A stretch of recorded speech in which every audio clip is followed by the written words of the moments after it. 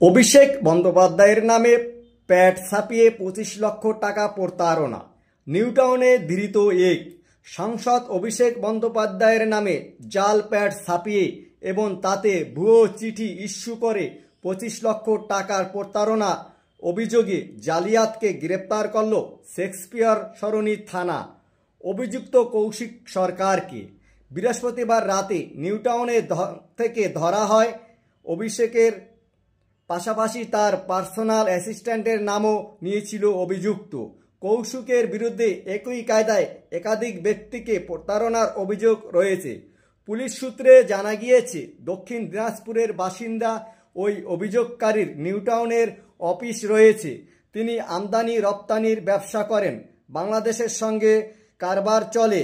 নিউটাউনেই তার সঙ্গে পরিচয় হয়েছিল অভিযুক্ত কৌশিকের।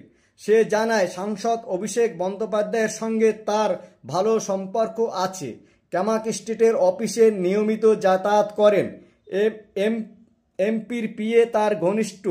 অভিযোগকারী ব্যবসায়ী আস্থার অর্জনে সে অভিষেকের নামে লেখা একটি প্যাড দেখায়। পাশাপাশি জানায়, তার কোনো কাজ এমপি ফেলে দেন না। এই ব্যবসায়ী বাংলাদেশে পণ্য আনা নেওয়ার জন্য ওয়ান টাইম লাইসেন্স খোঁজ করছিলেন।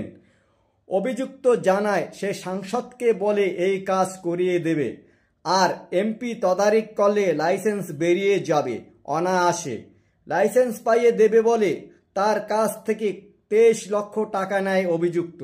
টাকা নেওয়ার কিছুদিন পর ব্যবসায়ীকে অভিষেকের নামে ছাপানো জাল প্যাডে একটি চিঠি দেন ব্যবসায়ীকে।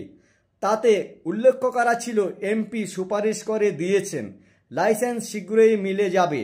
এরপর এমপির সঙ্গে দেখা করাবে বলে ওই ব্যবসায়ীকে ক্যামাক স্ট্রিটের অফিসে সামনে নিয়ে যান অভিযুক্ত।